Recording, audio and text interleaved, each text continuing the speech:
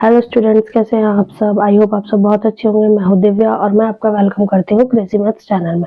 बच्चों, last class में हमने चैप्टर 15 का क्वेश्चन नंबर 1 कंप्लीट कर लिया था, तो आज हम करेंगे इसका क्वेश्चन नंबर 2। तो जैसे कि हमें क्वेश्चन नंबर 2 में कहा है कि इसमें कुल परिवार 1500 है जिन्हें चयन किया गया है, और उसमें ये देखा गया है कि कितने परिवारों में कितनी लड़कियां हैं। जैसे 2 लड़कियां 475 परिवारों में है, एक लड़की कितने परिवारों में है 814 में, और एक भी लड़की नहीं है 211 में। ठीक है, और टोटल परिवार है हमारे 1500। अब उसने हमसे इसमें कुछ चीजें पूछी हैं, जैसे जो हमें प्रायिकता निकालनी है उसके लिए उसने कहा है कि इसमें आपको उन परिवारों की प्रायिकता बतानी है जिनमें 2 लड़कियां हैं। आपको इसमें एक चीज याद रखनी है कि लड़कियों की प्रायिकता नहीं पूछी है, उन्होंने पूछा है परिवारों की प्रायिकता। तो जो भी हमारे आंसर होंगे वो परिवारों की संख्या से ही रिलेटेड होंगे, बच्चों की नहीं। ये बात आपको याद रखनी है। जिसकी भी प्रायिकता पूछी जाती है उसका मतलब है कि उसी की संख्या हमें लेनी है। तो देखिए कैसे करेंगे। सबसे पहले हम लिखेंगे कुल परिवारों की संख्या, क्योंकि जैसा कि हमें पता है जब हम डिवाइडेड में जो भी लिखते हैं वो कुल ही लिखते हैं, कुल अभिप्रयोगों की संख्या।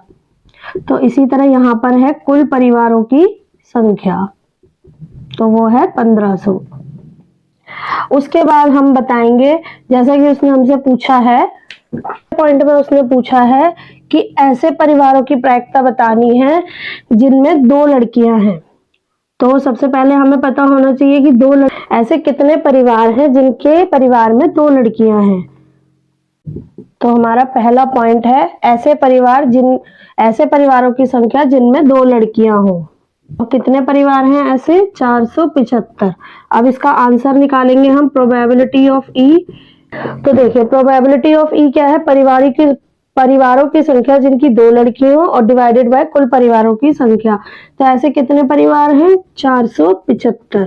ऐसे कितने परिवार हैं? 475 डिवाइडेड बाय टोटल परिवार कितने हैं? 1500। तो ये हो गया हमारा पहला आंसर। अब हम करेंगे इसका दूसरा आंसर।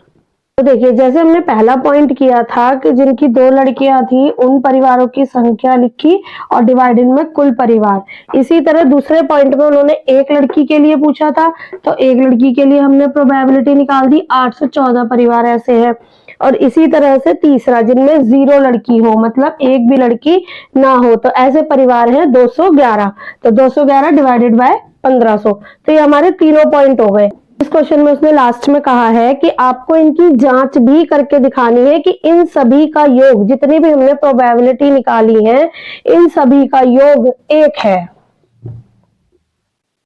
हम इन्हें अलग अलग नाम दे देते हैं, E1, E2, E3। ठीक है, तो हमें अब जांच करनी है। तो हमें देखना है कि probability of E1 plus probability of E2 plus probability of E3 क्या ये इक्वल है? क्या इनका टोटल 1 के बराबर आता है या नहीं? तो क्या क्या है? 475 divided by 1500 plus divided by 1500 plus 211 divided by 1500। अब इन्हें हम टोटल करके देखते हैं, तो हमारा आंसर आएगा 1500 डिवाइडेड बाय 1500। तो देखिए इन तीनों का जब हमने टोटल किया तो हमें 1500 मिला, और 1500 से 1500 को जब डिवाइड किया गया तो आंसर 1 आ गया।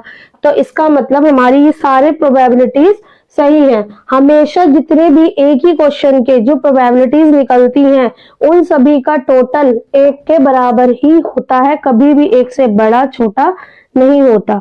अगर उनका टोटल 1 से बड़ा या छोटा हो रहा है, इसका मतलब आपका आंसर कहीं ना कहीं गलत है। तो आपको हमेशा याद रखना है कि प्रोबेबिलिटीज का टोटल हमेशा 1 के ही बराबर आता है।